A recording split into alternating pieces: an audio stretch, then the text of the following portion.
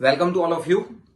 आज हम लोग डिस्कस करने वाले एक प्रैक्टिकल एग्जांपल जिसमें हम मेन प्रोडक्ट तो बना रहे हैं, बट उसमें से जो वेस्टेज बचता है उससे क्या दूसरी कोई प्रोडक्ट अगर बन रही है तो उसकी कॉस्टिंग कैसे फाइंड आउट करें। यस, जिसको हम बोलते हैं बाय प्रोडक्ट।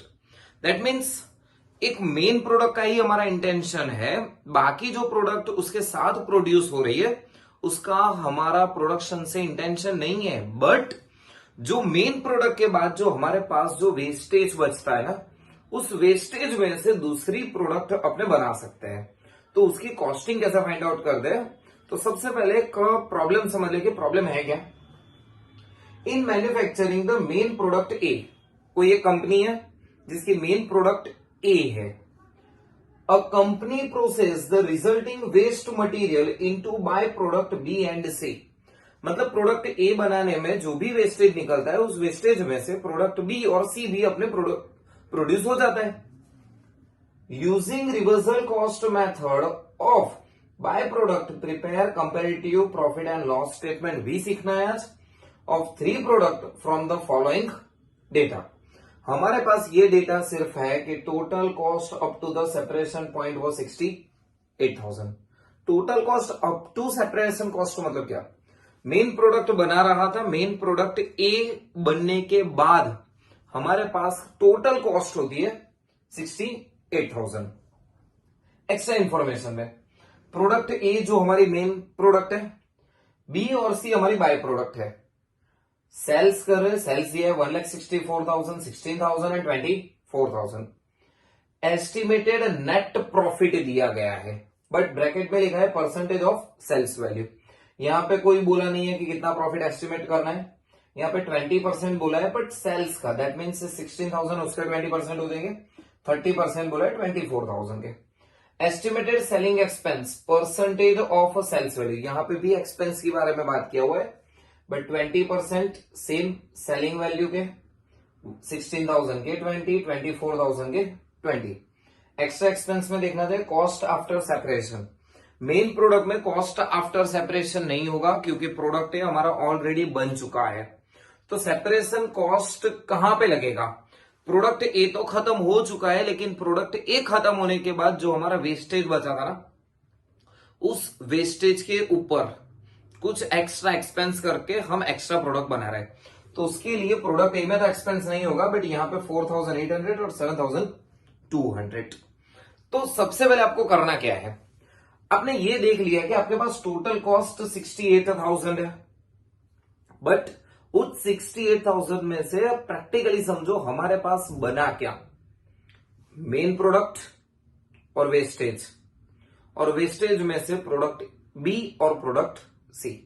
तो सबसे पहले मैं ये जानना चाहूंगा कि प्रोडक्ट ए बनाने के लिए सिर्फ 68,000 यूज नहीं हुआ है, क्योंकि 68,000 में प्रोडक्ट ए तो बन रहा है, लेकिन प्रोडक्ट बी और सी के लिए जो हमारे पास एज अ रॉ मटेरियल चाहिए ना, वो वेस्टेज में से हमको मिल रहा है।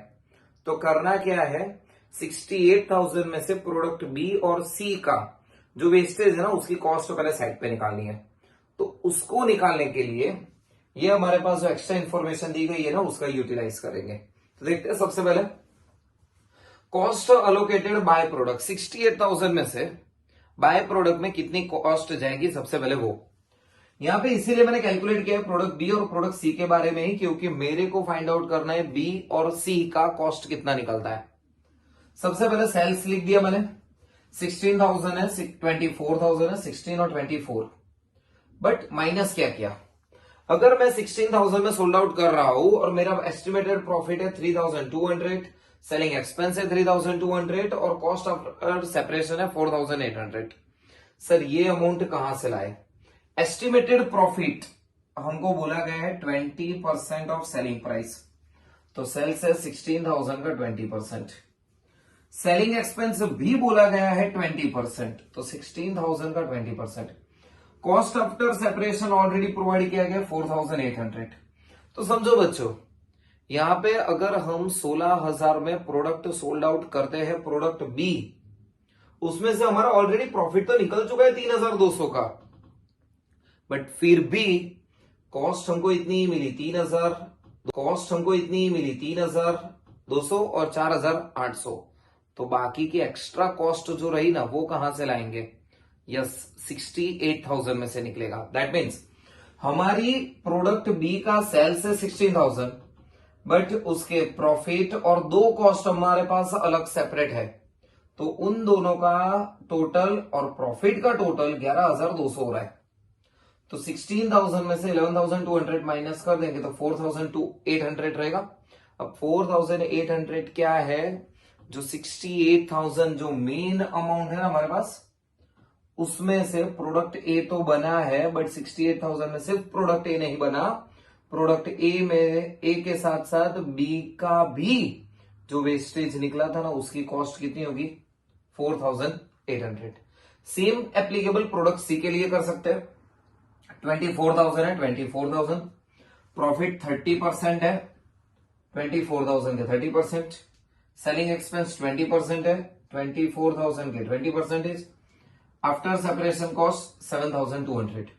प्रॉफिट के साथ कॉस्ट हो रही है 19,200, बट सेल्स हो रहा है 24, तो एक्स्ट्रा कॉस्ट इसमें भी रही 4,800।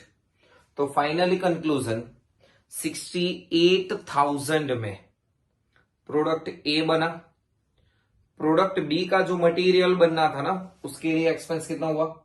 4,800।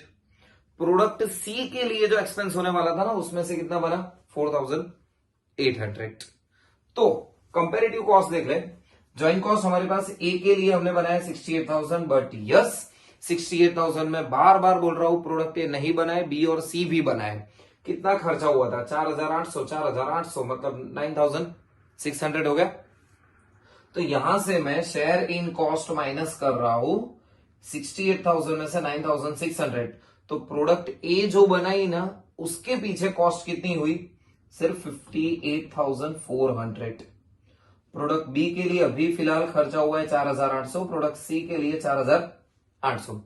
क्या बट एक्स्ट्रा एक्सपेंस हुआ है? यस। कौन से? दो ही तो एक्सपेंस है हमारे पास।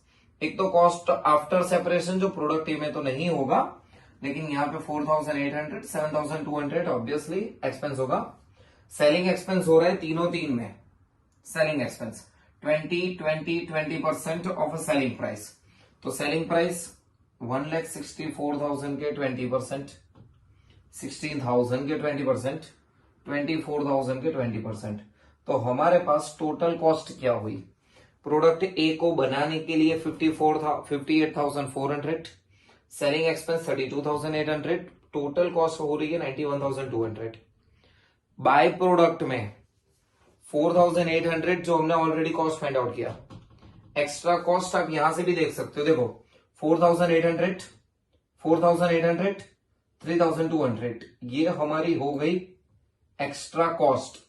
प्रॉफिट ऑलरेडी हमको पता है 3,200, यहां पे 7,200।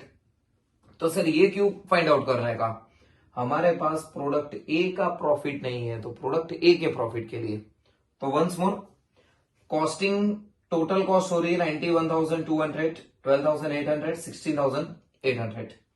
प्रॉफिट नहीं बताया, सेल्स में रख देता हूं 1,64,000, 16,000, 24,000। अभी डिफरेंस फाइंड आउट कर लो। 164 माइनस 91,200, 72,800। 16,000 में से ये माइनस कर लो तो भी प्रॉफिट मिल जाएगा, और प्रॉफिट 20% है, वो भी बोला है 30% है इसका, तो वो भी कर दो तो वो भी कैलकुलेट हो जाएगा। तो ऐसे फाइंड आउट करते हैं comparative cost profit and loss statement जब हमारे पास बाय प्रोडक्ट प्रोवाइड किया गया हो। तो लॉजिक समझ लो, सिंपल सा लॉजिक। जो 68,000 मेन प्रोडक्ट है, सेपरेशन से पहले की जो कॉस्ट है उसमें से प्रोडक्ट बी और सी की कॉस्ट फाइंड आउट कर लो। कैसे फाइंड आउट करना है? टोटल जो सेलिंग वैल्यू है उसमें से प्रॉफिट और जितना एक्सपेंस पता है उतना माइनस कर लो, जो बचा वो रिमेनिंग एक्सपेंस, वो 68,000 में से डिडक्ट कर दो। तो प्रोडक्ट ए की कॉस्ट मिल गई, बी और सी की। अभी जो भी एक्स्ट्रा एक्सपेंस है वो सारे एक्सपेंस ऐड कर दो। एक्सपेंस ऐड कर दोगे टोटल कॉस्ट मिल जाएगा। सेल्स हमारे पास पता है, जो डिफरेंस होगा उसको हम बोल देंगे प्रॉफिट। तो ये वाला टॉपिक था, सिंपल सा। एक्चुअली डिफिकल्ट टॉपिक है, बट बहुत ही इजी तरीके से आपके सामने रिप्रेजेंट किया हुआ है। तो इसमें कुछ डाउट है तो नीचे कमेंट सेक्शन में आप लिख सकते हो। Okay, all the best.